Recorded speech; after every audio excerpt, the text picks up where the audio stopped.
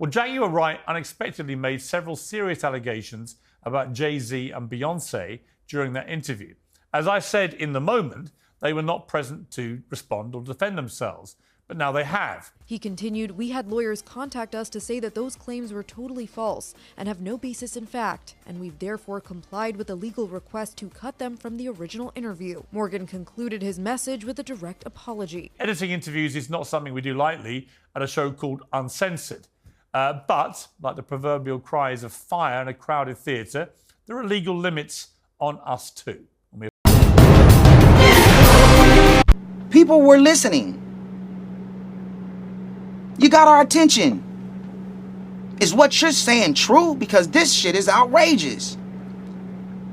But I came to the conclusion that once I seen the story about me and what you had to say about me and situations in my past, that is where I started to understand that you are totally fabricating stories and you are a complete liar.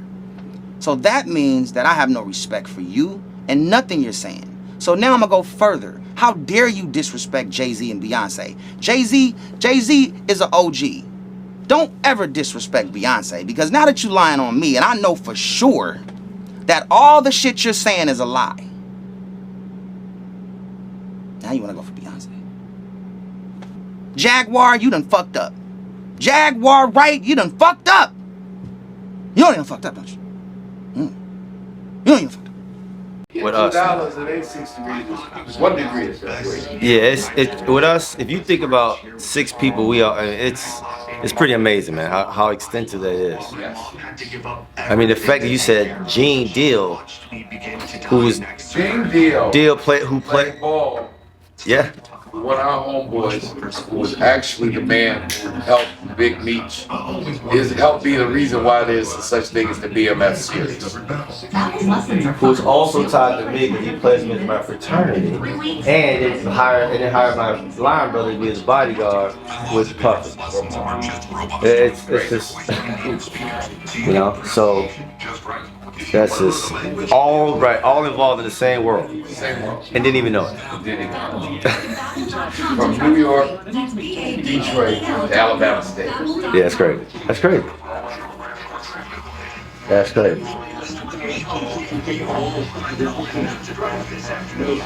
Well, it's good to get along with people. Yeah, man. You never know. You never know. Because you never know. Everything was a crack pot. When you first with all those stories. people used to be like, "Who is this dude?" And I'll never forget. I'm gonna tell you one thing about it. And I gotta make a point. But you know, I'm sorry. No, the one thing You about brought up Jaguar Wright, and I'm thinking of all the stuff she be saying now. this all, now you see it's all tied. It's like, wow. She was in that room. She was in that crew. Jaguar Wright, Tyra Banks, Jennifer Lopez, Mary J. Blige. Bro, when I tell y'all that them 4, they hung. They were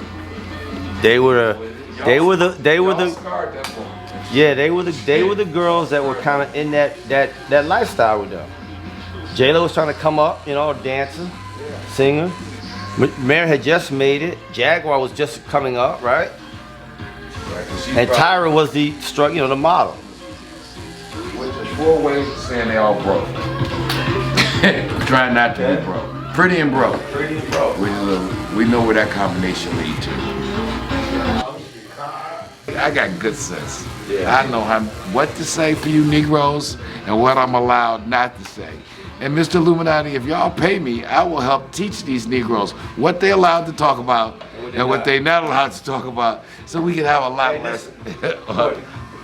One of the main reasons why, I've been having conversations. I said one of the main reasons why Jaguar and Deal are out there and nobody say nothing, because they're talking the truth.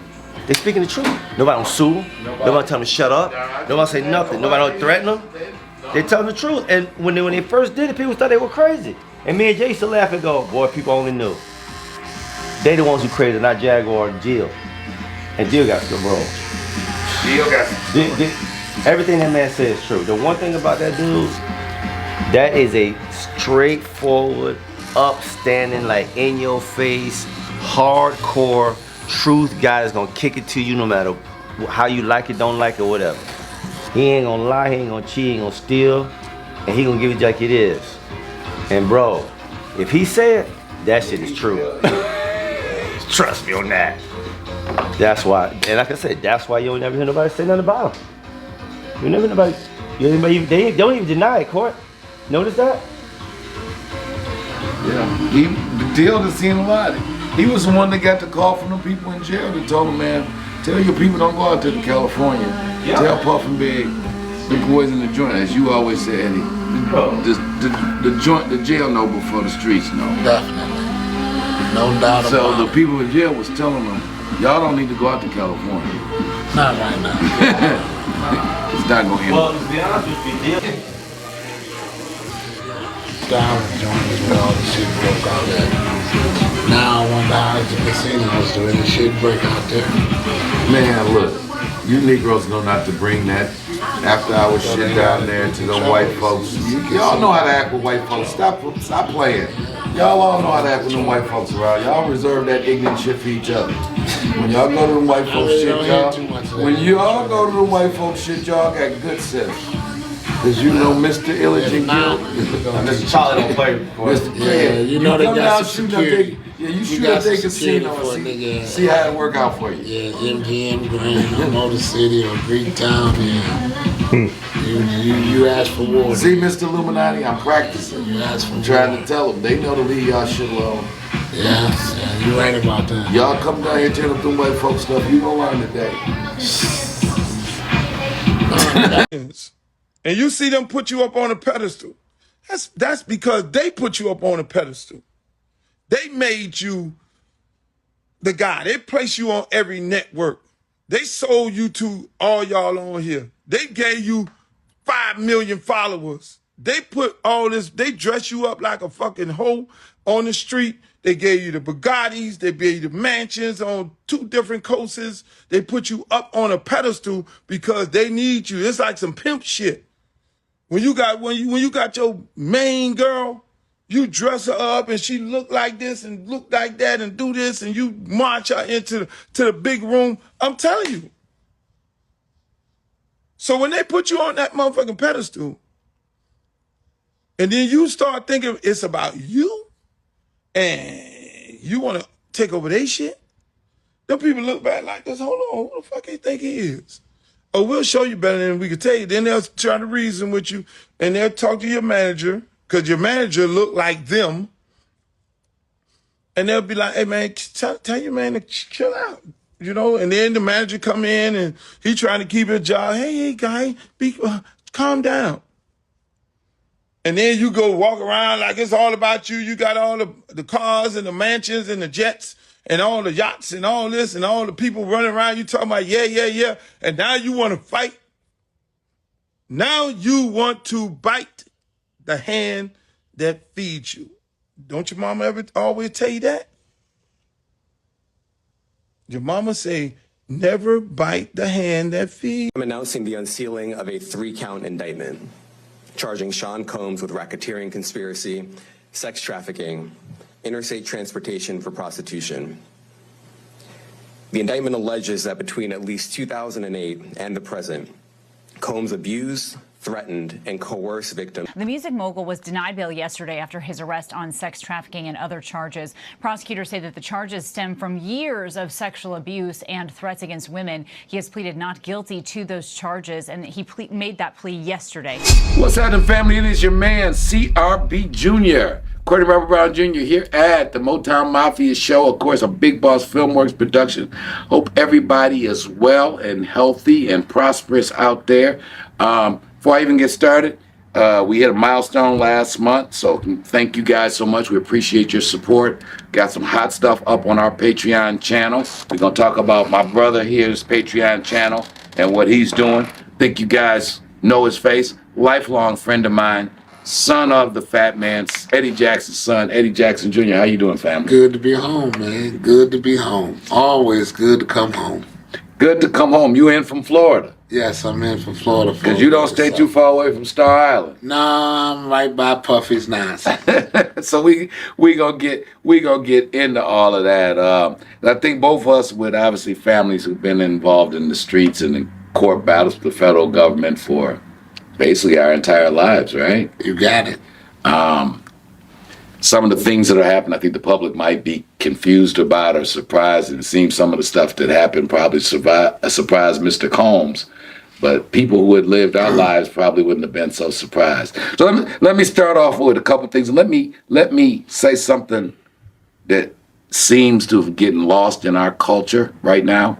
In this United States of America, a man or woman is presumed innocent until proven guilty. To get indicted, anybody's heard it, who's watched any legal show has heard people say, you can indict a ham sandwich. An indictment means a grand jury, which is 32 people, got put into a room, and they only heard one side of an argument, that coming from the government.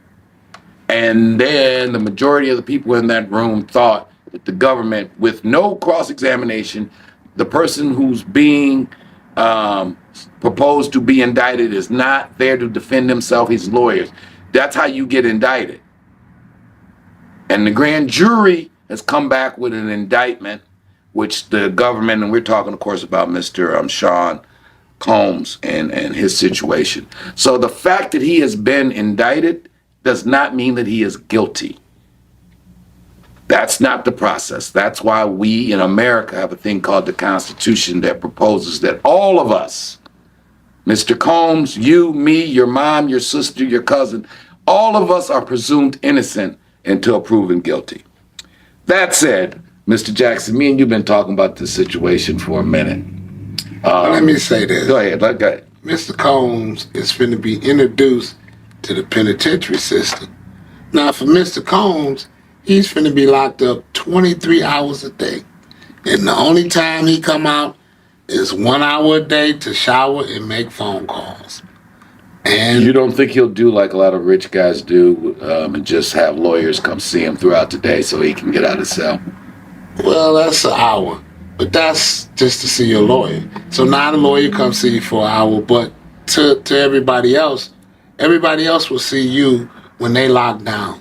Everybody else in the penitentiary will be locked down when Puff Daddy come out to take a shower and make his phone calls. Because he's in isolation. Gonna see him, right? He's in isolation. Everybody's going to see him like, damn, that's Puff Daddy. Look at him, that's him, that's him. And you talking about he's going to be in there a year before he go to trial. Well, according to his attorneys, of course, they're going to now, once he's denied that second bond. So let's backtrack there. I think the public believes that you have to be charged with murder not to get a bond. But we in our old line of work know that the big dope man has been denied bond for a long time. All the time. And the government is fickle. Your pop's first case, he was out on bond how long? They allowed a rich man like your father? 7, 8 years. 7, 8 years out on bond. In fact, we have the article in 74, after your father's conviction, Judge Fikens tells him, Mr. Jackson, your bond's being increased along with Mr. Garrett and Mr. Brown. I think I need another $275,000. I'm sure you didn't bring it, Mr. Jackson, but I know you got it. I'll give you 3 days. Bring me back the money. Let me explain one thing different in Mr. Jackson's case and Mr. Combs' case. Okay. Mr. Jackson had no white folks in his case. Ooh. I think that... He had no white man sitting up there carrying his bag for him, telling on him right now. I think that's a big deal. No, I think you just hit a big point, though, that even though your father was the reputed largest drug dealer in the Midwest of America and his There's 12... no Doc Gambino there. But co-sign. It was happening in his community, and his community was okay with him, and he left those other people's community alone, and he seemed to be treated somewhat nicer than when you start bringing the other community into... So what community did Puff Daddy bring? You said he had a Caucasian was his... I mean, according to the authorities, it was a Caucasian gentleman that was his bag man. His bag man. Yeah. And I think... Could you wonder why he would choose a Caucasian man with all the niggas he knows that was handling bags and done handle bags? It's amazing that he would reach out to all these goddamn Caucasians to get him a bag when he know every nigga in Harlem. So I'm trying to figure out why you would think this white boy gonna stand up for you more than one of your brothers in Harlem. And there's plenty of niggas getting money in Harlem that could do the same thing. I'm sure. I mean, again, and I'm rooting for the guy. I don't know the evidence of the case, and I'm actually going to attempt to be an adult about this. He'll have his day in court. I'd like to see all these people who are saying these things, how they stand up under cross-examination of some very talented lawyers that he has. I could tell you who he ain't going to want to see come in the courtroom, Cassie. He's not going to want to see her for all the goddamn tea in China. I'm not so sure about that. How good his lawyers is. Her videotape is going to speak volumes. Well, what about when his lawyer said, well, Miss Cassie, you say these things, the monster that he is, but wow, you were with that monster for 10 years. He's traveling the world. How many different opportunities did you have to leave that man? That's why I stayed with him, because we was traveling the world. When he was there, I was living a billionaire's life. Oh, so but it doesn't Miss mean Cassie, he was treating me correctly. Well, in America, we don't put bad husbands and boyfriends in jail. Here's a question I want to ask you. Why didn't Puff Daddy, since he wanted to be a freak off man, all this shit, why didn't he just start a no company and do all this shit legally? He could have just brought that up, Kim and that's a great question. And Ray J. What made Kim Kardashian famous?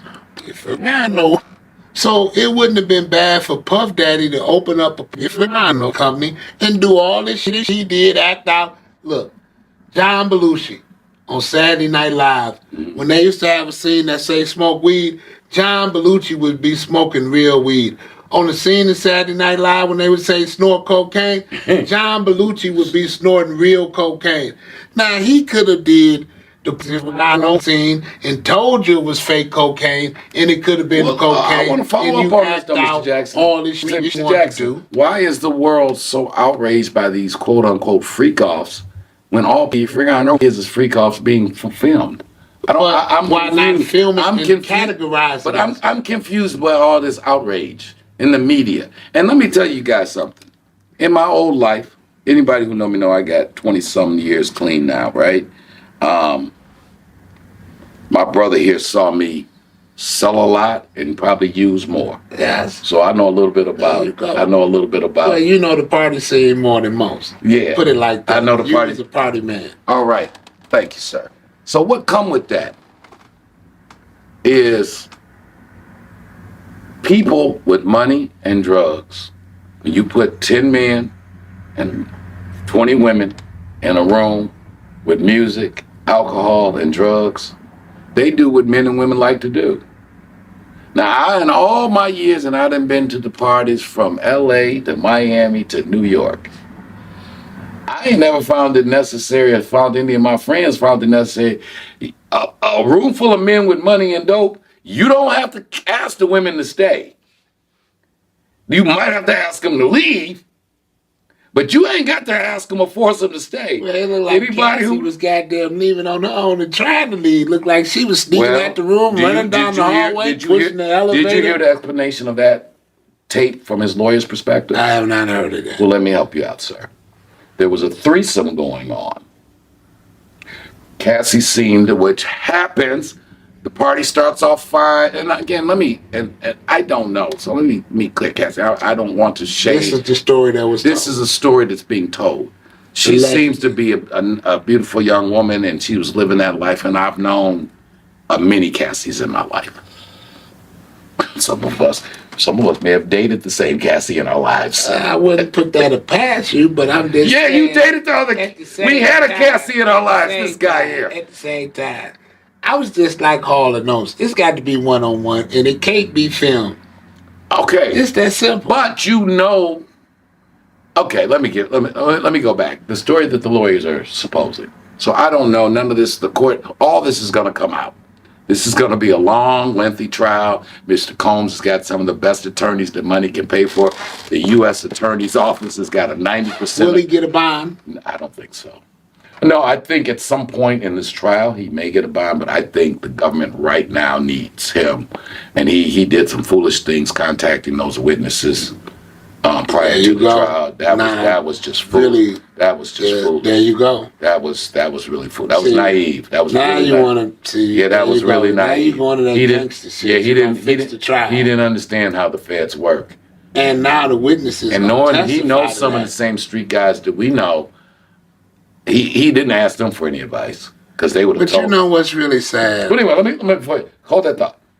So supposedly there was a threesome. Yeah. Mr. Combs started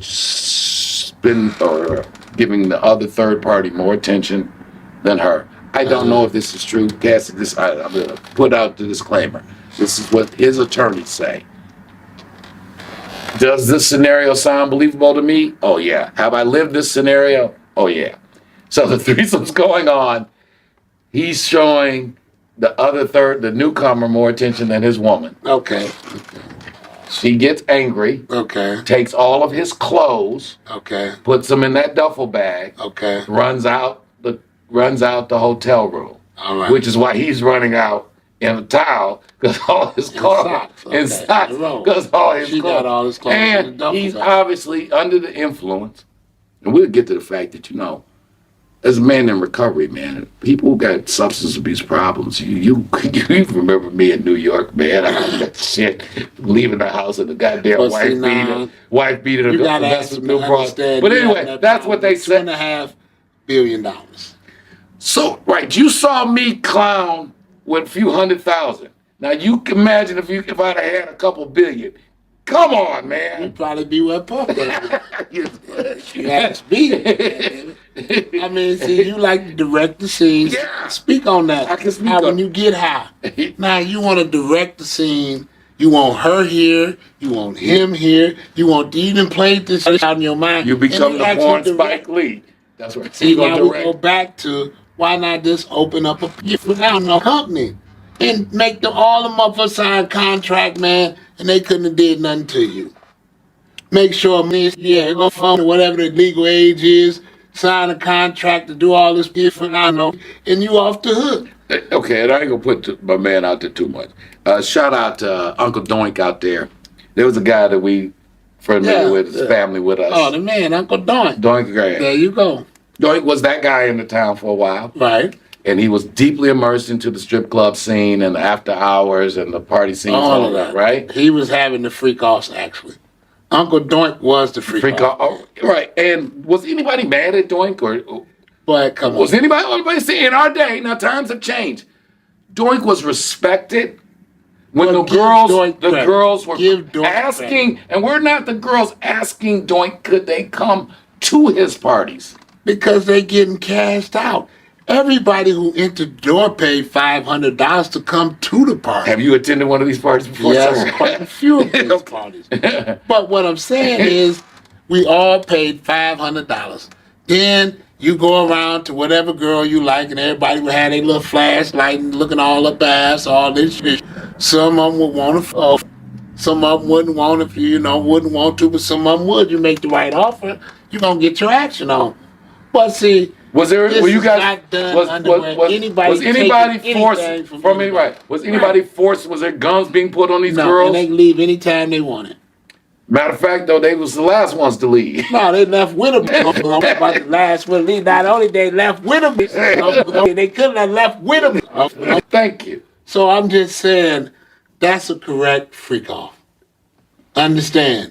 It's a way you do a freak off, then it's a way you just lose your goddamn mind in doing it. Now, I have never used cocaine. I've never snorted. I've smoked before. I own up what I do. I've never snorted. You did not join in that lifestyle with us. What I'm saying to you is, I can't really speak on how I feel after snorting like he snorts. Because Puff Daddy had a habit, man.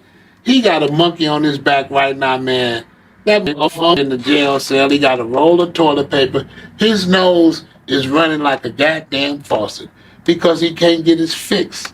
Well, he can't blow that cocaine. Now, let me tell you what is the after effect of not having it when you gotta have it.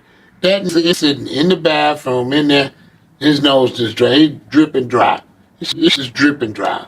I mean, just can't hold. Well, detox. He got a cold. Detox is detox, and detox is rough. Well, you might as well take that in penitentiary now, because that's where you're going to be. You might as well clear that shit up. He's innocent until proven guilty, sir. Well, but you ain't leaving out of there, so they're going to drip you dry. So, your father was denied bond on his last case? Quite a few. My father was denied bond. True. We were just telling the lawyer that I think Mr. Combs, who flew to New York, and his lawyers, for those that don't understand how this works, when you know you're being indicted, the letters are coming, everybody you know is getting called in for the grand jury. So you know usually that you're going to be under indictment. Dealing with that counterfeit clothing situation, you know, I was under federal subpoena and have appeared before some grand juries. And so that's when I'm telling you how a grand jury works, guys. I'm not speculating. I've been coerced. I've been forced by the authorities. Well, it's not being forced. I was subpoenaed. I was involved. You know, I was subpoenaed, and So let me ask you something. and I had to. And they make you go before the grand jury. Now, you have said this before. Mm-hmm. Eddie Jackson had the most sophisticated organization. That's what the government said. One of the most the government in said that. recent history. That's what the government Eddie said. Jackson has had one of the most sophisticated operations to crack. Now, let me say something to you. Mm-hmm. If the federal police was following Puff Daddy like they followed my father, how long do you think he would have lasted? With that type of heat on If he him, would have had the surveillance doing the your shit father, he was doing, it would have been over a long time ago. A long time ago. I mean, your father was under, as it says in the reports that we got the news articles, and your father was under 24-hour surveillance for years. See, for years. What if that happened to Puff Daddy? So that it's a big difference. When you got FBI surveillance in you like that, Puff Daddy they'd have been closed him down. That's why I kept telling you, man, that man finna get closed down. Now, he really don't even realize you just traded places with Keefy D. Keefy D on the street and didn't have no goddamn money. Explain that to the people when you say that. He just traded place with Keefy D because Keefy D telling and talking like a phone. Now Keefy D ain't got no money and he's on the street, and Puff Daddy got $2.5 billion and he can't get a bond. Now how the fuck he feel now? Keefy D out free and ain't got 50 cents in his goddamn pocket. Puff Daddy pockets overrunning and he can't get a bond. Now who you think really won in the end? Keefy D and Puff Daddy then traded places. Keefy D on the street and Puff Daddy locked the fuck up for 24 hours a day, but 23 hours a day, and he only get out of his cell for 1 hour a day. They will eventually appeal that bond to the higher court, so you know that, right?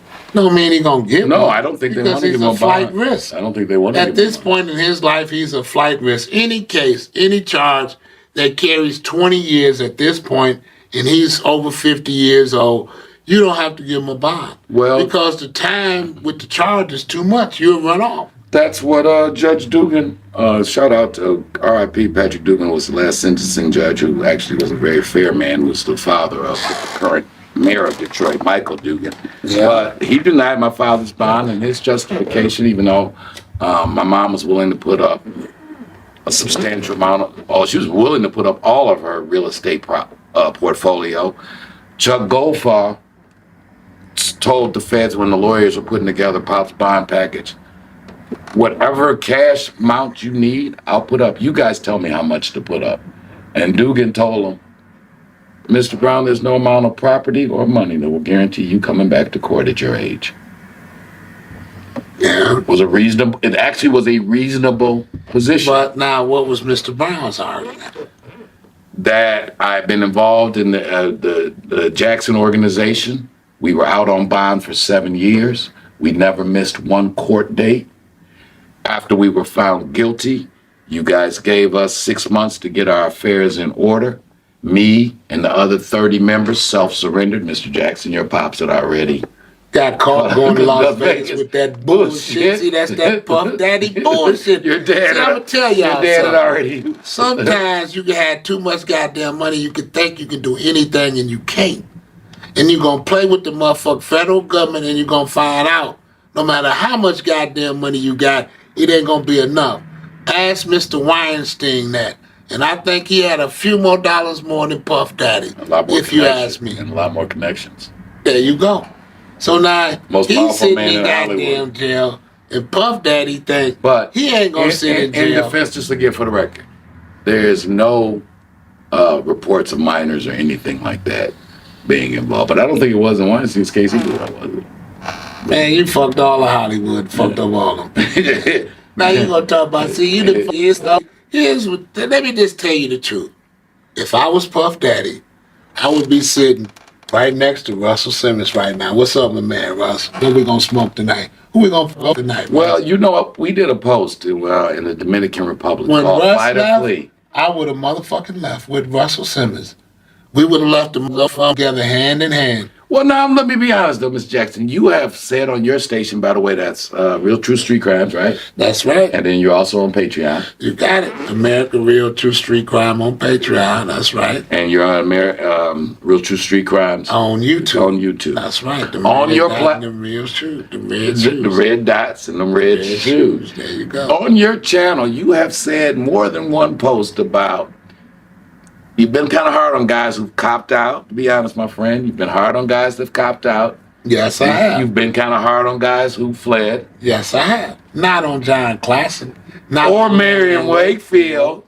And you got to know when to go. When you got enough goddamn sense, when it's time to go, it's time to go now. Puff Daddy wore out his goddamn welcome card. If he ain't realized it was time to go, Russell Simmons knew, hey man, it's time to go. I done wore out my motherfucking welcome. It's time to go. But Puff Daddy thinking, oh, I'm going to beat the case. Oh, I got so much money, I'm going to beat the case. I could have told him right there. Jimmy Hoffa could have told him. You're going to jail. You're going to jail. Yeah.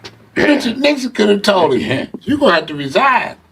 And I'm going to pardon you because I don't feel like locking up the president. No, but you're not the you president. going to live in Trump Towers. Understand that? After you resign, you're going to live in Trump Towers. Yeah. That's what Richard Nixon did. That's a fact. After he resigned, he went and lived in Trump He sure Towers. did, with Madonna and Herschel Walker. That's where he went to live. So he show you where they went. Understand that. So Puff Daddy, if he had any goddamn sense, I'll be sitting right next to motherfucking Russell Simmons right now talking cash. Or you introduced to old John Claxton or old Marion Wakefield. If they're still around. Or Frank Matthews. Yeah, I was about to say that on the New York Legend. Frank Matthews say, hey, you know how they say in heaven, Frank might walk right up, sit down, hey, what's happening, y'all? Y'all made it. Understand that. Y'all motherfuckers made it. Puffy and Russell and me.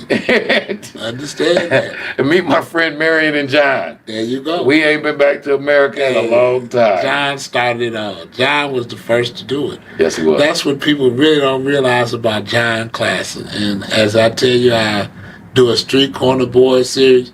John is going to be delicious. Y'all going to love the stories about John Classen. And I hate to say this to y'all, and I have to say this. Y'all going to love stories about my man Benjamin Kincaid, world famous. He's speaking for Real True Street Crimes right now. I'm telling y'all, this is strictly Real True Street Crimes that I'm speaking for. The stories that I'm going to tell on those brothers is world famous. And as I say, but shout out to the world was homosexual, and hey, looked like Puff Daddy was homosexual too. God damn it, he might have something in common. Well, with speaking Puff of Daddy. that, but you notice how now with the feds and to show you the times we live in America, there's all these reports of these homosexual acts. Yeah. But they really are downplaying that part about it. Yeah. It's all about the women. But see, here's the key.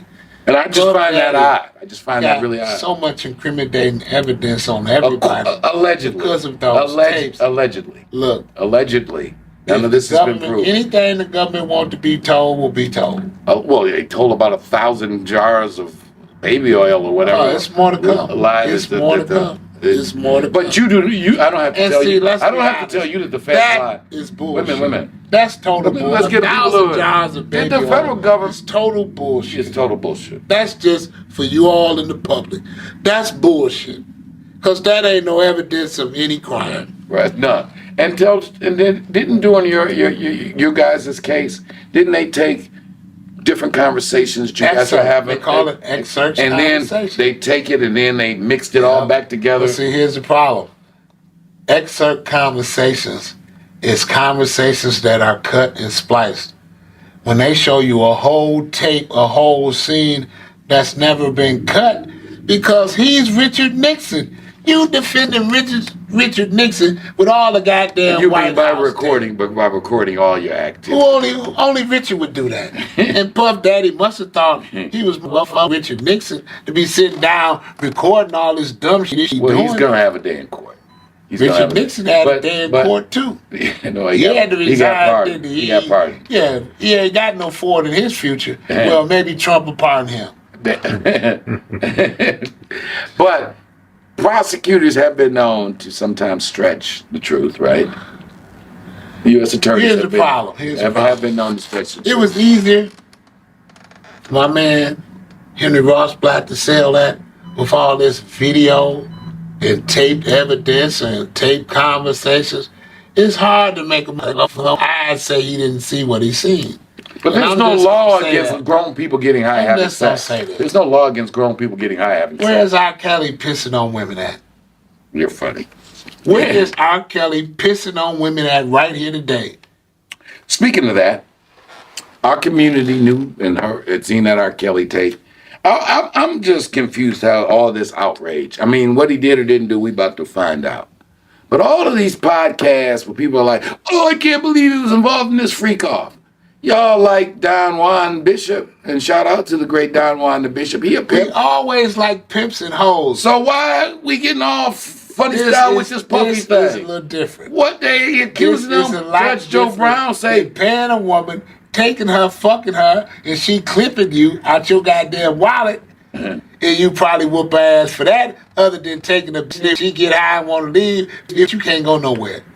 I've never stuck again. What happened to Rick James? Let's use Rick James for a goddamn episode. Unless if you really want to be really motherfucking cautious, you better watch out for T.I. and Tiny with they shit coming up. Well, again, these are grown people living their life.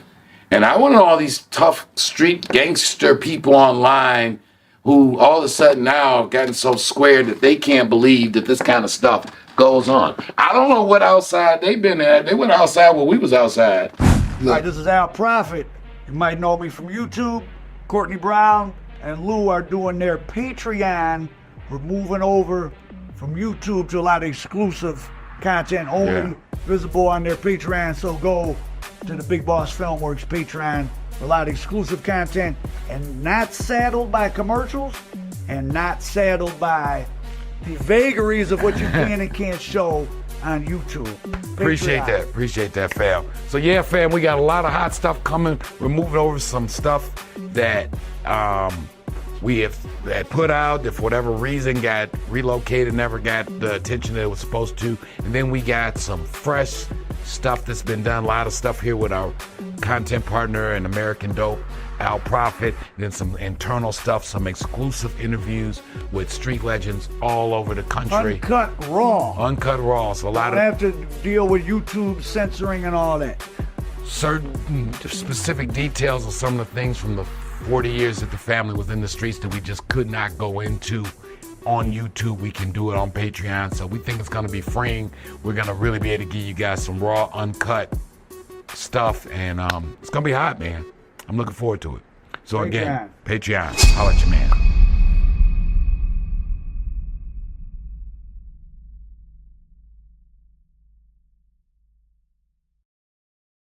I agree with people that don't, totally. Yeah, but see, people ain't seen both sides of it.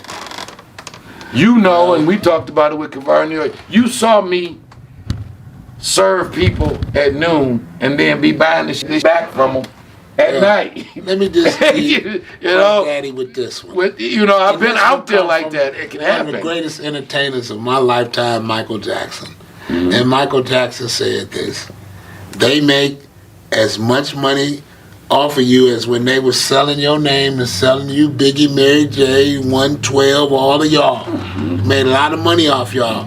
But I guarantee you, they making just as much money tearing Puff Daddy down right now as they made building Puff Daddy up as Rock King in the tuxedo, beautiful look, all of this.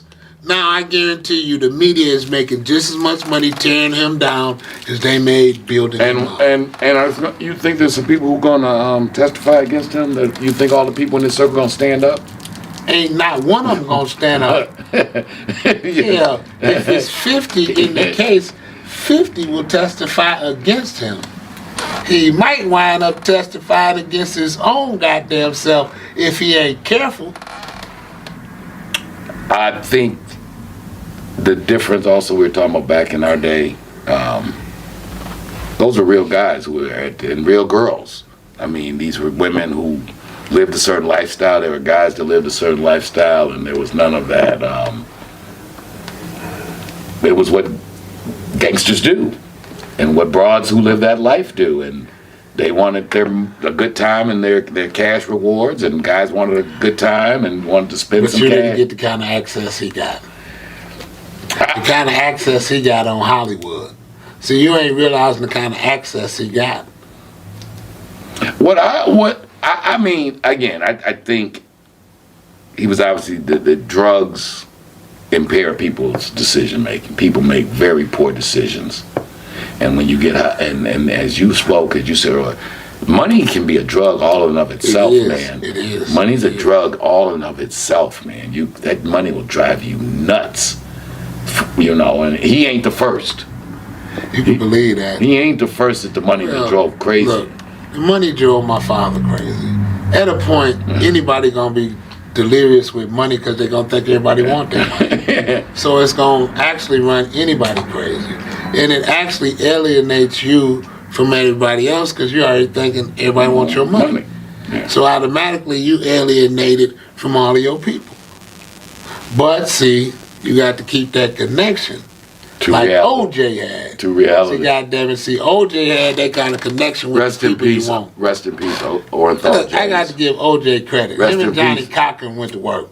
Now that's the greatest feat of work I seen. And I'm glad you brought that case up. Now, Everybody I after the Bronco chase, and the government leaked all this stuff. Everybody just knew OJ was going to jail.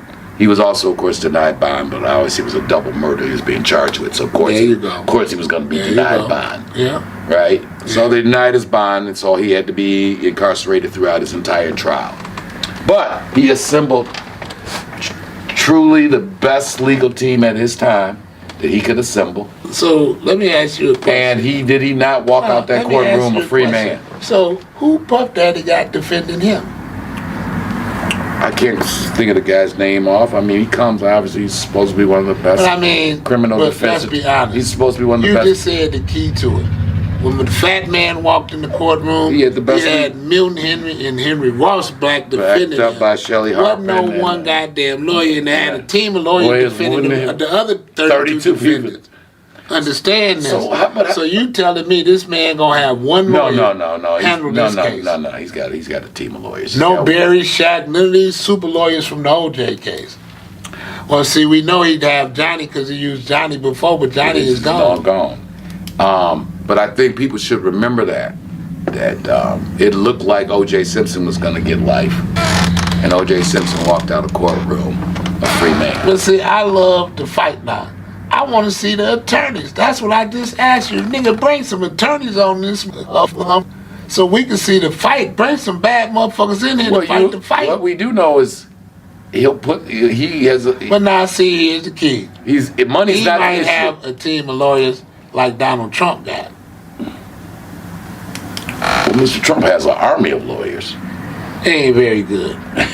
Well, I think when you're fighting the U.S. government and they hate you, that's all. Well, that's the only point You're not going to make me go down that rabbit hole because I'm not trying to get kicked off of YouTube. The only point I'm making is it don't seem as if Mr. Illuminati, Mr. Illuminati, they lost 60 election cases. They lost a case in New York. God damn, they ain't won one case. We was counting. They be owing motherfucking for 70. Public service God announcement. Damn. At Public service announcement. Fishman ain't lost a case. Mr. Illuminati. Mr. Jackson is speaking for himself, Mr. Illuminati. Yes. And Would I don't know. Pick a better legal team to defend you? Man, I don't think Jesus can make Trump win a case, man. Mr. Illuminati. He may be Mr. Illuminati. He may be Mr. Dark State. Look at Rudy Giuliani. He's supposed to be a bad man. Rudy Giuliani come up there dripping makeup, talking crazy. What is he doing up there? The Pope can't beat these cases. But why would you put Rudy up there with that bullshit? Insulting New Lace. Now he owed them $400 million. Hey. Boy, he just went up there and did a bang-up job. Judge Joe Brown was on let me give these guys their due credit. Good interview. Judge Joe Brown was on Viral Hip Hop. Yeah. And he believes that this whole thing with Puff is a smokescreen, that the problem, Mr. Combs' real problem is the people who attended that party are some very high-profile people, some who may even be very closely connected to this upcoming election. We would say that, true. And, I would agree with that. That may be the actual root of his problem, because George Brown brought up an interesting thing, that Puff had 3 homes. Down there where you're at in Miami, he's got 2 mansions on Star Island right next to each other. And then he's got his mansion in Beverly Hills. The feds raided the Beverly Hills house and only one of the Florida ones, the one where all the cameras was at. So it's Judge Joe Brown says, well, just common sense, you're there, why don't you take a peek into the other house? Seemed the only thing they were interested in was the video recordings. Well, here's what I see. I see an informant working with the government. Now that's what you see in that. The government already know exactly what they want because the informant had told them where the cash and goods is at. Here's where you want to hit. And only somebody inside the clique could know that. Fucking with the tapes, recording the tapes. Whoever was recording the tapes is who put them up on them. Because whoever recorded them know they're there, know they've been made. And know who in them. And that's what you keep saying. If they ever reveal those tapes, it's gonna be a problem. But as you see, it's gonna bring Hollywood down to its knees. Jeffrey Epstein's information is yet to be made public. So when those high-profile people, I think his will never be made public either. That's what Judge Joe Brown brought up. Mr. Illuminati, again, I'm repeating what Judge Joe Brown said. I have no opinion. I don't think they will ever be bought out. I really don't. That was viral hip-hop, Mr. Illuminati, where this was recorded. We at Big Boss Filmworks have no opinion on any of these things because we tell gangster stories about Negroes in the projects who cap up jive. We don't have any of these things that are above our pay grade here at Big Boss Filmworks. We stay out of you people's business. You act like the man that's handling 1,000 keys of cocaine don't get to come to the party. I am the goddamn party. What's wrong with you? Well, there ain't gonna be no goddamn party unless I come to it. That's why this is the thing that, you know, in our music and in our culture, we glorify all this gangster behavior. And now that this kind of story comes out about what people live in that life, how they're really living, everybody's pretending like they're shocked and appalled. And, I can't believe he was involved in a freak-off. What do you think Hollywood is but one big freak-off? I would have just made tapes and shit. I told you. Well, you make up a point. If he had a phone company, if everything he's being accused, he should have opened up a company. If he'd had a company, he'd have been richer than Kim Kardashian to this day. Ray J and Kim got paid. Ray J didn't get paid too well, but Kim made a goddamn fortune. Ray J around there looking for food stamps, goddamn Kim living in Hollywood. Owning Hollywood. Beverly Hills, as a matter of fact. All that. But it's true that if what they're saying is true outside of the forcing and the beating people, if organizing men and women and taping them in sexual enterprise, that is the porn industry. Puff was in porn, he just didn't have distribution. Can I ask you an honest question? And by the way, 70% of all searches online are porn. So I want to know, wait a minute, just let me get to hold that question. America, if you're so outraged by what y'all say was going on at these freak-offs, why is 70% of all the searches on the internet porn? Saying to me, America is in the freak-off. This is the freak-off capital of the world. Because they all online. Look at your president, ex-president is storming. Well, everybody loves a good porno movie. Well, I can't tell by the way these people are Daddy should have made porno movies and been the next greatest porno movie of all times. He could have bought us the stars in porno. If we ever get them tapes, somebody, you did it, I might break off those little tapes. He might be swinging from a rope to goddamn tapes come out. You ain't gonna see we do not want that. And again, that man is innocent. But you had a question. You were about to say something. You made me forget. Oh, I was saying now, when you handling the bag like your dad. Okay. Now, how would motherfucking anybody around him? Oh, you're talking about the Motown party or something? No, I'm talking about like John the Baptist. Okay. All right. Like George, Schoolyard George. Okay. Motherfuckers cling to you, man. Yes. All you have to do is make a suggestion, and the motherfucker gonna do it. So you don't have to tell a nigga to do nothing. All you gotta do is have a bag. That's and fact. niggas getting high. I done told you, man, I done served Channel 50, Channel 2, and Channel 7. Now, reporters like to get high just as well as motherfuckers. So you Everybody mean like some of to these get high. reporters that are passing judgment on Mr. Combs? I know they get high for goddamn show. But see, here we go. Let's separate it. They ain't goddamn out here holding motherfuckers hostages trying to make porno videos with them. Well, They just trying to get out on some cocaine, possibly get a piece of which you and I know when they start using the cocaine, they ain't gonna get no goddamn piece of. So you and I both know that. So they only playing with their own goddamn mind when it come to that. But the fantasy, again, people under the influence, that fantasy life, we're just trying to keep it really open. I bet you daddy's dick couldn't get hard. He might have had some medical help. I bet you $1,000 he couldn't get hard. I'm not gonna go there. Blowing all that goddamn cocaine, I bet you he couldn't get hard. You know, the better it is. I bet you any amount of goddamn money he couldn't get hard blowing that much goddamn cocaine. You and I both know it. Well, you should. That's why he wasn't just watch it. He just was a peak goddamn freak after he got high off the Wait a cocaine. minute. He wasn't gonna fuck them. But ain't that what No, he wasn't gonna fuck. He just want to watch. Then let me see this shit. He's good. You said one motherfucker just want to watch you fuck his wife. Again, that lifestyle, you will find some very, in the big city of New York. He told you leave the door open, goddamn it, don't close the door. Oh, dude. You close the door, he coming, open the door back, goddamn. You close the door, goddamn it, the party up, goddamn, you better open that door back. There's voyeurs out there. He likes to watch this woman get whatever, Yes. whatever. I'm just saying. Now, what was wrong with that? Nothing.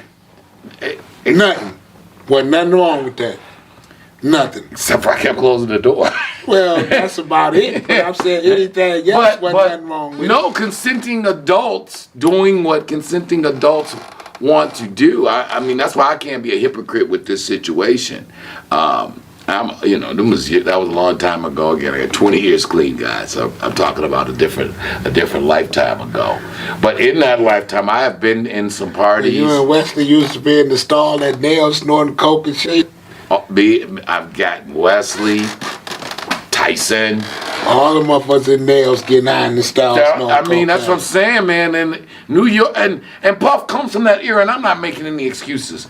But the America that Puff came up with in our day in the 80s and 90s, it was different. This kind of soft, half wishy-washy guys who was outside living that lifestyle. Like, say you be at the club, the hottest clubs in New York, and niggas in there blowing in the bathroom. Just the woman's bathroom was a damn near. I say the Palladium. Oh, I mean, when Mariah Carey was asking to come in the VIP with us, and we didn't know who she was. When pretty girls want to be where the guys with the money and the drugs are. They all go together. Now, Mr. Illuminati, let me be clear. I'm not condoning any of this behavior. I'm just speaking personal experiences of during my substance abuse days. That's a wonderful the kind of behavior. Those are wonderful memories, though. They can't go to waste. And then Might as well not waste them. Right, that we didn't coerce anybody. It's the government can tell you. They're gonna never sleep, goddammit. They'll stay up for a week or two on that shit. Yeah, never go to sleep. And I'll after be that out in the coast, car sleep like a motherfucker. They and nails going on and on and on. Man, that's right. When next the night when I that's the night. I told you we came into town, man. I was so goddamn tired. Y'all niggas getting high blow. Then you and Tracy all in Cincinnati. Yeah. I told I had a hell of a run in Cincinnati. You and Tracy, I was dropping mescaline in. Yes. And y'all was blowing cocaine, and we was dropping mescaline. Shout out to Jabba the Hutt. Tracy. Shout out to Jabba the Hutt. Man, the most beautiful memories in history. We had a great time there. High off mescaline in Cincinnati, chasing hoes. But nowadays, man, they say that that's bad stuff. We were young guys with $2 having some fun. Well, see, now we married. Those are old. Yeah, they're old memories. We were sowing our raw oats. Just remember that. Those were the days we were sowing our raw And times oats. were different back then, man. Well, no foul, no harm. Yeah, we weren't harming nobody, everybody, and I just want the audience, especially younger guys. It wasn't always like this, man. This was long before the Me Too and all of that, and guys acted like guys. Let me just borrow one from the late great Bonnie Mac. And them old trailer park hoes always ran our pockets, nigga. So them bitches didn't have no problem because they left with all the goddamn money. Yes, they so did. What the fuck? And looking for a nigga the next day, man. Them hoes was back in the day. We looking back as older, we may have been the victim. They may have well been. There you go. They came off on top. Shit. Man, come on. Yeah, very much so. Looking back on it, we may have been the mark. You know. We were the prey. Your mama say, never bite the hand that feeds you. And so this is how the major corporations work when you try to come after them. Now you put a lawsuit in. Bam, lawsuit. Fuck that shit. I'm suing their ass. I'm take their company down. Fuck that shit. They taking my brand and my name and likeness and they making millions of dollars. I want out of this contract. And now, mind you, these people on the stock market, they stock go down 5%. That just cost them some billions. So they're looking at this motherfucker, to the shareholders, this motherfucker is affecting our stock. They gotta, hold on, you just fucked up some billions of dollars. These are major corporations that are on the stock market that you can affect their stock and cost them in one day billions of dollars by having their stock drop because your sneakers, you telling people you don't want them selling your sneakers. Or you don't want them they stealing money from you, ain't paying you off the liquor. Them people like, hold the fuck on. Okay, get the lawsuit. Now, when you get the lawsuit, you got to go to the judge, state judge. They definitely own the state judge because they're going to buy up the number one law firm who put the most money into the state judge, into the local judge campaign to make him the local judge. Big bank take little bank. It goes back to CeeLo. The federal judge, they're going to then find out what senator and congressman that called the president to say, I need an appointment for my federal judge, because how do you get an appointment for a federal judge is because I'm a major donor. And hey, man, I got a friend of mine that's a judge, man, on the circuit level. Man, I would love for him to be a federal judge, and I'm going to max out in your campaign. Matter of fact, I'm going to generate a couple $100,000 or $1 million to put in your campaign. You win the seat. You then call up the president. President then say, hey, look here, man, nominate this motherfucker right here. So now you got a fucking judge in here. You got the state judge. So then now you black man who don't own these people company, you want to talk all your cash money shit. And you want to go after these people, what ends up happening? They start the smear campaign because they down with the media.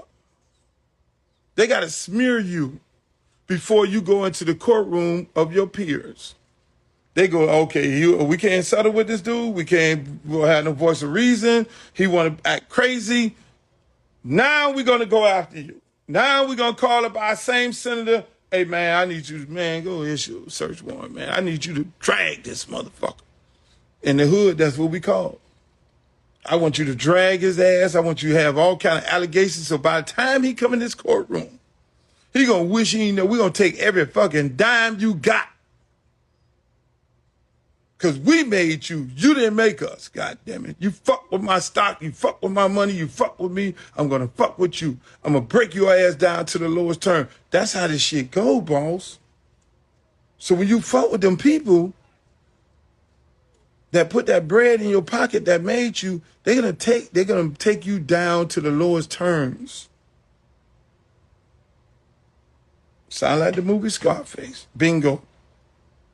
That's how they do. So you go, they done smeared your name. By the time you get in the courtroom, you lost already because you're sitting up there with a jury looking at you like you're a fucking pedophile and you probably ain't never touched a little girl in your life. and you're trying to sue this major corporation, this major respectable corporation, and they're going to say how many people they employ, how many people, and half the people on the jury drink their shit. Half of the people on the jury, children walking around with their paraphernalia on. You getting ready to sue them, and they'd have made you, through the media, they'd have made you a crazy man, and they'd have made you a goddamn pedophile. They'd have made you everything that you're not. I'm giving y'all some good shit today. Never bite the hand that feeds you. So now when you walk up in that room, and you make the deal, or you cut the deal with the devil, and then you got one motherfucker, he want to talk about everybody else who's still in the room. You know, that's why I be sitting there looking at that shit. I'm like, he telling on everybody. You know, because you in the room, you know this motherfucker run this motherfucker, that motherfucker run that motherfucker, you know. Like him. All right, this is Al Prophet. You might know me from YouTube. Courtney Brown and Lou are doing their Patreon.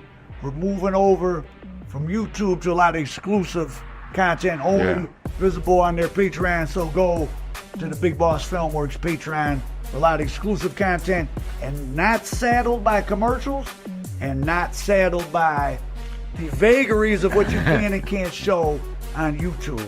Appreciate that, fam. So yeah, fam, we got a lot of hot stuff coming. We're moving over some stuff that we have put out that for whatever reason got relocated, never got the attention that it was supposed to. And then we got some fresh stuff that's been done, a lot of stuff here with our content partner and American Dope, Al Prophet, and then some internal stuff, some exclusive interviews with street legends all over the country. Uncut raw. So a lot have to deal with YouTube censoring and all that.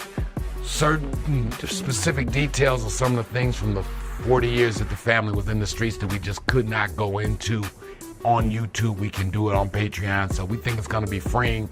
We're going to really be able to give you guys some raw, uncut stuff. And it's going to be hot, man. I'm looking forward to it. So again, Patreon. Holla at your man.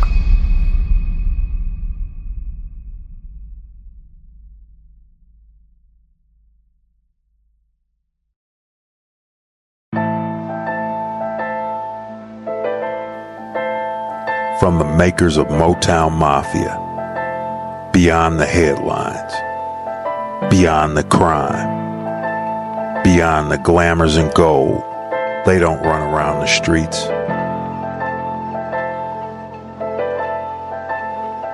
They run the streets. Beyond Street Dreams. Documentary coming soon to Amazon Prime, Tubi, and Pluto TV. You're the first. So you had a mini. I mean, this gentleman That's here. Again, to quote the philosopher, poet Kendrick Lamar, y'all not like us. Y'all really not like him. Y'all not like him. Y'all, when the police say, hey, come here, y'all stop and y'all come there. When the police tell him to stop, it's time for the track meet to begin. That's like the track, that's like the fire started. Pow! The races started, goddamn. So, as soon as he said stop, the guy took off. And never look at him. Motherfucker say stop, you already know who this guy seen him before this.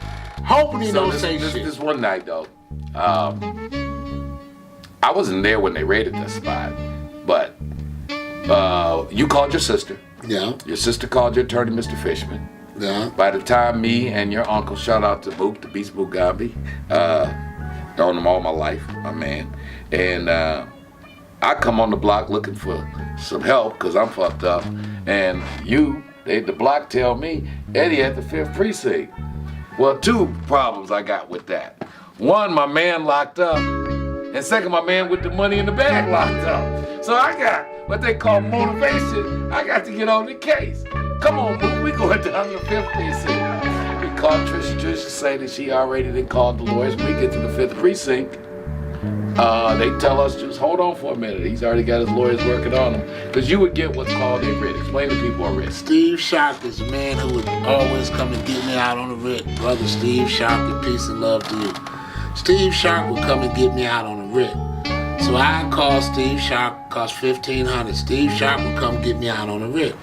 They would arrest me like 5 o'clock that afternoon.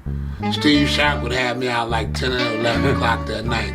This particular day, Brother Brown and my cousin Mook, the Beast Mugami, better known as Mook, they coming to pick me up once they let me out off on the writ. So him and my cousin Mook picked me up. So I say, Junior, take me around here on Mount Clair. Let me go get my bag. It's midnight. I mean, it's pitch dark. The police jumped me. Because when the police jumped me, I was coming across the street from French Road headed to Amy Cunningham's house. That's where I was headed because I knew it was raid hours. So I'm leaving French Road with the whole bag. I got everything. About $4,000 worth of dimes. I leave out of there coming across the street to Amy Cunningham's house. The police went right up on me. Yeah, you come here. As soon as he said that, I just took off running like a motherfucker. I run through the backyard, cut through the other lot. I grabbed it, because I had it all in one big ass bag, grab it out my pocket like a quarterback. I threw this shit and it went perfectly under the porch. I mean, it was a perfect motherfucker throw and I was running. Patrick Mahomes. And wham, I threw this shit, it landed perfectly under the porch and I saw it. Now the police chasing me, I never stopped to stride. I was running, came out my pocket, threw that shit. The police come right behind me, but he missed me throwing it because I had a little head start on it. But he was on my ass like 40 going north. So after I threw it, he started coming. I come out on the front way on Mount Clair. They catch me over on Lee, man. I cut through the field over there. They all over their way. They jump on me and they got me. Motherfucker, we got you. But I'm fascinated because as soon as you found that bag, like in 5 minutes. Nigga, I knew where I threw it. In the dark. Right, it was perfectly thrown under the porch. I threw it exactly under my, like white boy Rick, he had them keys under that nigga's porch. Nigga, I threw that bag perfectly under the porch and it landed perfectly under there. And you had the makings of a varsity athlete. Man, nigga, that shit landed. He was a good baseball player. You don't know, you would do a lot of shit to keep from going to jail. And you reopened the spot immediately. Nigga, as soon as y'all picked me up, I said, hey man, take me around here, let me get my bag. You and Dale looking at me like, what? What you mean? What you mean take you around here, let you, and y'all watch me. Get out the car, walk in their backyard, walk under the porch, get the sack. Come on, let's go around the French Road. Because we was on Mount Clair, one block over. Yes. You go right around the French Road. This is the parking lot of the world famous Mac and Bewick liquor store. From the late 60s to the early 2000s, headquarters for all street activity, pretty much on this part of the east side. This is where you came to find out who had the best blows in the neighborhood, who had the biggest rocks. If you still needed to try to play a street number, if you needed false insurance, if you needed doctored up registration for your car, this is where it all happened. A pop gave Eddie Baby a sample of that Pakistani plug product. They came up here to Mac and Bewick. They passed out 7 bundles. Pops gave them 7 bundles to pass out as testers to the neighborhood to let people know it was a new blow in town. Eddie ran back to the old man, got 10 bundles. They ran through those 10 bundles that day and Spot was doing 10 to 20,000 a good day, first, second of the month, maybe 50,000 a day for the next 5 years. Now, the love thing we was talking about that I never knew till just now. The Terry Collins, shout out to the Collins family, anybody from French Road knows brother that. Terry Collins. Yes. So once again, the police, where did the police jump you? French Road. This is my first raid ever. Oh. This is my very first raid at 3875 French Road. That's where your virginity got to. This is my very first raid. Okay. Now, they was circling heavy. But at this time, we was using that house and the house next door. Remember the abandoned house next door to French Road? Yeah, going towards Mac. No, right next door. Right next door. Just directly next door. Theodore's house. That's what you would call it. Yeah. Theodore and them was over there serving. We was on this side, so we was serving on both sides of the house. So when the raid van whipped up, they seen about 20 customers on this side, on this house, 20 customers at this house on this. So the police kind of looked like, where in the fuck? And they just started raiding both of them. So they jump out, they raiding both of them in the front. I'm in the back of the house. I hear him. I take off out the backyard. I take off. You dirty. I'm dirty than a motherfucker, man. I'm serving. Look, I had 20 motherfuckers I'm serving over here. The police come busting up. We serving these motherfuckers, man. When they come, I peep them. Because I'm watching and they jump out. They was driving a black Corsica, black and red. I never forget it. And they was driving the raid van. They had a police car. They had a raid van, a black Corsica, and a police car. So the black Corsica come up on the lot and see me running down the alley. I run to Terry Collins' back door. I'm knocking on Terry Collins' back door. If Terry had been in the house, I would have got away. They wouldn't have seen me at all. But I'm at Terry Collins' knocking on the back door. I ain't thought that Terry standing on his front porch watching all hell that them broke loose that they raid me down the street, and I'm down in his house knocking on the back door. So this big motherfucker, I mean, this was a big motherfucker, about 6'8". He looked down the alley. I see him coming towards me, and I take off running from Terry Collins' back porch. And Terry had a bucket of piss, and I had a gun on me. I had a brand new 38. It was brand new. I threw it in the bucket of piss, and I ran straight around the house. And by now, my man, the police was coming through the backyard chasing me, but he missed me throwing the pistol in the bucket of piss. So you didn't duck the pistol case and you didn't duck? No, I got all the dope still in my But you still got pocket. the dope? I still got all the dope on me. But if you got caught, you'd have got caught with the pistol and the dope. Terry at his house. The police see this shit. I run in Terry's house. I throw the whole sack behind the washing machine and run right back out. The police officer say, hey man, we got to search this house now because you done been in it. Terry Collins said, no, you're not searching my house. You can come in here and walk all around where he just ran because you see he wasn't in my house 30 seconds. Come on in here and walk around here, and the police did exactly that. He walked in there, he looked all around there, he looked all down there.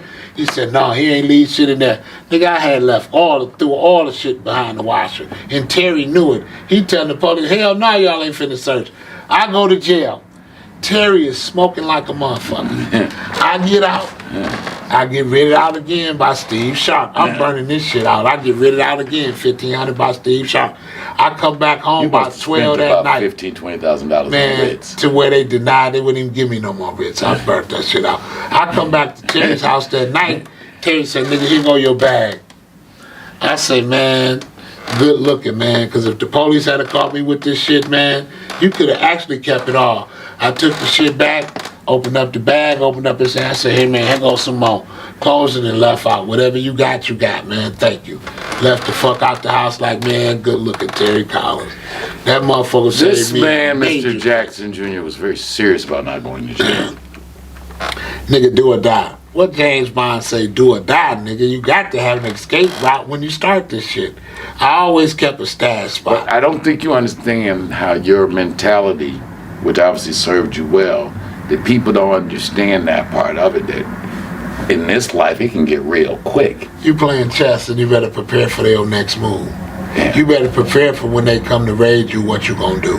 Most niggas, as soon as they come to raid them, they freeze. Yes. Yes. Get down on the floor, get down on the floor. Nigga, when they be coming to raid me, I be at the toilet flushing. They be in the toilet till my motherfucker get down, bring the sludge hammer, bam, breaking the motherfucking toilet. They already know what I was gonna do, nigga. I'm going straight for the toilet. Cause I already got a stash proof spot. See what Rodney Rice knew and he figured out.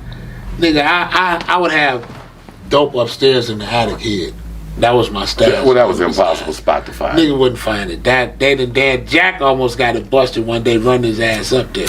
But anyway, I would always keep like $400 worth of nickel blows. I mean $10 blows and $200 worth of nickel stones.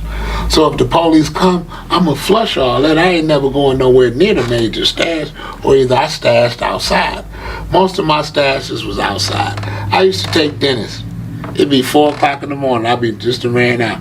Just be like, damn, what we gonna do, man? Where you going to cook and hook up? I said, man, grab the gun, give me my gun. We both grabbed guns. I said, man, come on, walk over here with me. I walked that nigga over there and walked that nigga back in the alley on Mount Clair and went to the bag, nigga, about $2,000 more worth of nickel stuff. That nigga looked like, damn, I wish I knew how this. I wish I'd knew this shit was it. I know you do. Said, man, you'll never find it. You know what my Alaska say? You'll never find it. Speaking of that, You'll never find it. a commenter asked me, when did they burn? When did that house on 3875 French Road get They burnt that house down. I would have to say about Uncle Willie had died. God rest his soul, R.I.P. Uncle Willie. So they burnt it down a year after Uncle Willie died, which Uncle Willie had to die about, I would say about 96. Well, so the end of the 90s. 96, 97. Somewhere up in there, 96. It was a little later than that. It was, because I had the junior in 98. Yeah, and I was like, nah, you were still on French Road. I had to be about 2000, 202. See, I got robbed in 203 and shot there. Actually, so it had Jack, to be maybe 205. You know what? And it was after about 205. Yeah. About 205, but you realize. Because I'm thinking I opened up Fairlane. They burnt it down, Tony, and then they rebuilt a new house on the spot where the house, you know, that house that y'all show now. Yeah. They built that on the spot where the old house was at to make sure a nigga would never get that. My only stash, and again, this goes back to the story that began. You know, that night, shout out to Alex, a.k.a. Black Chop. Yeah. You had Black Chop working. I did Alex. And pitch black. Pitch black and Alley pitch black. I was made an indecent proposal by one of your best customers, Andy. And forgive me, audience, I was again under the influence at the time. And Andy wanted to trade. Andy, I'm gonna keep it PG. For some influence with Black Chop at the spot, Andy said, if you would talk to Chop in my behalf, Junior, I think my wife wants to get to know you. Okay, so I say, really, Andy? That's an interesting, indecent proposal you have there. And I said, well, let me go back down here and talk to Mr. Chop and see if I can use my lifelong relationship with that man in your behalf. And if she wants us to get to know and talk, and I can tell her about the east side of Detroit and all that kind of stuff, we can work that out. So I went back down and I spoke to Chop, and Chop was willing to give Andy a combination of blows and rocks that made him want to be by himself. Wanted to become a pimp. Right. So as this evening goes on, I run out of blunts. So I got to run up, me and my new friend, let's go up to Mac and Bewick. Oh, sure. Yeah, this is the problem. I come out, I park right in front of Paul's house, right? Two of your buddies, Mr. Rice and Mr. Upshaw, are coming down the street. They see this Caucasian woman getting out the car. So I'm in trouble. I'm in trouble. And so I'm halfway, literally in the middle of the street. You're in trouble. They hit me with the high beam light. You're in trouble. And again, as you say, some people, when the police say freeze, stop, they freeze and stop. When they put that high beam on me and said, stop right there, my first thought was, because Chop just vanished. I saw Chop when I pulled. He's in a. Everybody is working now to stay in the darkness. Dude, Chop is Stay in the alley, stay in the background, keep a nigga up front to send them back to you. That's how we Chop used to work has it. vanished. So all I'm thinking is, my man Chop wouldn't have locked that door on me as long as that door was open, but he didn't. So Rice and Upshaw put the high beam on me. They said, stop right there. I'm only pseudo dirty. Oh, I got about 18 of them things in my pocket. I remember this night. So I just say, fuck it, I go for mine. I hit the stairs. You know, I was a younger man then. It's about 4 steps, right, to get to That's the all it was. 4 steps. You get in there, 4 steps, you're up there. I only touched one step. Goddamn right when you got scared. I touched one step, and I was at that door. And then the moment of truth, I hit that handle. If it's locked, I'm fucked. You in. The door was open. Mook's on the couch. But see, you didn't lock it behind you. That's where I fucked up. You didn't lock the door behind you. I did not lock up. You came in and left the motherfucking door. But you should knew he was coming behind where Uncle Willie kept his flour. Yeah. And I knew where Uncle Willie kept those big jugs of sugar and flour. I run straight to the kitchen. I take the rocks. I put them in a flour jar. I run to the bathroom. Soon as I get to my belt to act like I'm pissing, Upshaw's coming in the bathroom, 9mm. Get your bitch ass out this bathroom. You ain't taking no piss. I go straight, Southfield, suburban kid. What do you mean, officer? What's going on? Man, get your ass on the floor. Officer, what's going on here? Eddie, the more I would talk properly, the more they kicking me. I ain't gonna kick you down. Upshot, right? They were brutal. They were just, they got me on the floor, and they just searching. And then they look. Only thing gonna calm down is find some money. See, yeah, he's searching now. If you find some money, he gonna take that. And see, if you got some money in your pocket, that's gone. I think I had about $200. They did take that. That's gone. Yeah, that was. I already know that's gone. Yeah, that was. That's gone. That's they ganging niggas, man. At this point, so see, they used to use that spot. To so your nephew or cousin got arrested. So Fat Jack, he's just amused because they know it's his house. They've raided that house so much. They know exactly who he is. Right. So I'm telling them that I'm family too, and I'm over here visiting Uncle Willie. They asked Fat Jack, this your cousin? I don't know. And I'm looking at him like, you're such an asshole. I love you. God rest your soul. But he can be, you know he can be an asshole when he want to be. But the Mook, as always, Mook say, man, that boy family, man. He always over here with us. So that got me a couple more kicks in the ass. Motherfucker, right now, what the fuck you doing over here? Where the dope at? There you we go. know you hear some dope in this house. Where the dope questions. At? They search underneath everybody up. They never looked. They didn't believe that I could have went to the kitchen and did that, because that's the first place they look on me. Yeah, they didn't believe. Look, they dumped that shit on the floor. They take the flour, wham, dump it right on the floor. And Upshaw said, "You are so lucky I ain't got no." Take the sugar, dump that shit right on the floor, bro. Yeah, that's they've done spot. that to you Every time they raid. It's the worst spot you can have, nigga. If you got they never even there, they didn't believe find it, bro. They were confident I went to the toilet to flush. It was late. It was late night. It was very late, and they had no warning. Nothing. Exactly. Once he got 200, he was cool. Fuck it. It was. No, you know what saved me? Them niggas got shooting on Harding. That's what did it. That's what saved me. That's what did it. That's what got the heat. That's what got the heat off me. They started shooting on Harding, and they was like, "All right, next time, and get these. Let me go and get these because you're a real asshole." Wow, in the life, man. You back over. Oh yeah. Next time it's gonna be brutal. And all I could quote was the philosopher Biggie Small. Woe is me. That's what I get for tricking. That's what you gonna get over there. Woe is me. That's the hottest spot in the city. Woe is me. That's what I you're get a for nigga tricking. goddamn 250 boy. Y'all motherfuckers with some tricking asses. See, I had to take care of business. I couldn't trick. I ain't fuck with him. I was total business. You were. Total business, cause I couldn't trick and take care of business and trick, nigga. That's a disaster. But they had a good time. I ain't gonna see. That's why you just sympathize with Puff Daddy. That's exactly why you can sympathize. I can. That's why. That lifestyle, man, is. I had to duck Rice and Upshaw. I couldn't sympathize with him. Them motherfuckers ready to kick a motherfucker in the ass. They did that night. I understood fully that night. I did. Take that goddamn road there. A half hour with those two is not a pleasant evening. They pulling up with the lights out. Ain't no lights on. When they pull up, they ain't gonna have no lights on. They just gonna whip up on your ass like Dark Man. I never got arrested. Look up and see them motherfuckers, you gonna be startled. Oh, wait a minute. You know I never got arrested on there? Never. That was the closest because I came. it's more ganking. Yeah. It wasn't really about arresting you unless you had some dope. You'd have got arrested. But and Paul's house was a fortress too. Exactly, if you get in there. Yeah. See, Paul's house became Mr. Johnson. Well, that motherfucker made his business to crack Paul's house and never did. Never did.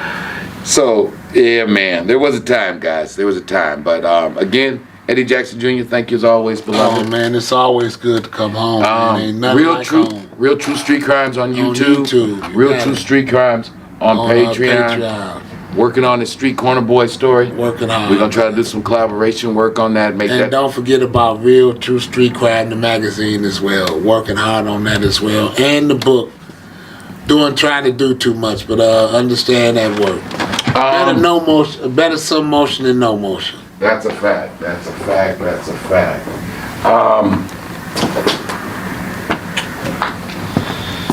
For those of you who have not got it, Lou's got another hot book to tell you guys about. But still available. Beyond Street Dreams coming, but all of this started with this book, Motown Mafia, Memoirs of a Kingpin's Kid.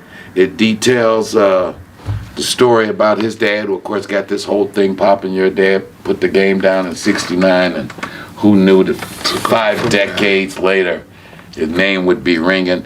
Just to remind you, in 1973, this was the headline. Both Jackson and Brown say they are business partners in real estate, but neither will reveal any details about their activities. Federal authorities are more specific. They say the two men are among Detroit's principal active narcotic suppliers. Detroit Free Press, Monday, April 16, 1973. They say that your pops and the pops wouldn't go into no details, but the feds say we know exactly what they're doing. Anyway. Well, let's just say this. Here was the problem that the feds always had with my father. He was legitimately rich. He was legitimately rich. His father left him paid. Once his father died and they bought all that property from eminent domain, that was it. You guys understand, he was legitimately rich, so anytime the government would catch him with money, he would always tell him, I'm rich, man, what the fuck you talking about? And you know, me and Pops, when we look back now, the fact that your father grew up, that your grandfather was a very successful businessman, that's why he thought so much bigger than everybody else. You know, he had come up with money. Yeah, I would say that, but Lodge, you had to look like Lodge was more of the strength and he was more the brains. Right, yeah. It's always like that in any organization. Yeah. Lodge was the brawn and he was the brains. Yeah. That's what he was. The younger brother was the brain, the older brother was the muscle. That's how it really was when they first started. But the book's available on Amazon. And of course, this is what inspired the documentary, Motown Mafia, story of Eddie Jackson and Courtney Brown.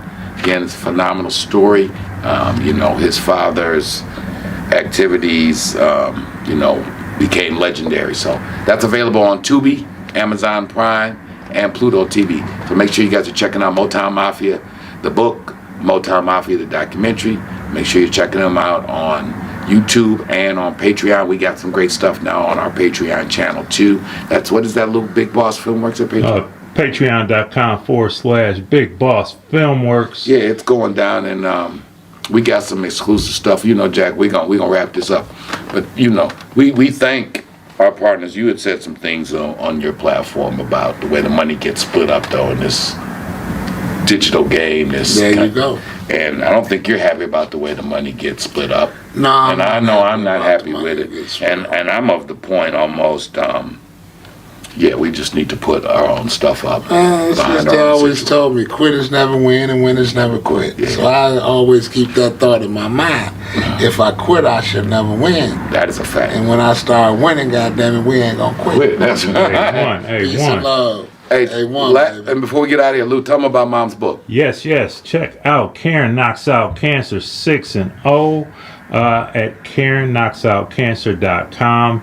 My mother, Karen Stevens, wrote a tell-all book about her experiences and memoirs of her 32-year journey, surviving 6 times without chemo or radiation. And she shares stories about a little bit of everybody that she's come in contact with and influenced her along the way. So if you get a chance, check it out. It's on Amazon and it's on KarenKnocksOutCancer.com. All right, yeah. Make sure you check that out. Peace and love. Love you guys. It's your man, CRB Jr., Big Boss Filmworks, doing what we're doing. Please hit that like, share, and subscribe button. We gonna keep it moving. We can't stop, won't stop. It's your man. Get it. This is the parking lot of the world-famous Mac and Bewick liquor store. From the late 60s to the early 2000s, headquarters for all street activity, pretty much on this part of the east side. This is where you came to find out who had the best blows in the neighborhood, who had the biggest rocks. If you still needed to try to play a street number, if you needed false insurance, if you needed doctored up registration for your car, this is where it all happened. My pop gave Eddie Baby a sample of that Pakistani plug product. They came up here to Mac and Bewick. They passed out 7 bundles. Pops gave them 7 bundles to pass out as testers to the neighborhood to let people know it was a new blow in town. Eddie ran back to the old man, got 10 bundles. They ran through those 10 bundles that day, and Spot was doing 10 to 20,000 a good day, first, second of the month, maybe 50,000 a day for the next 5 years.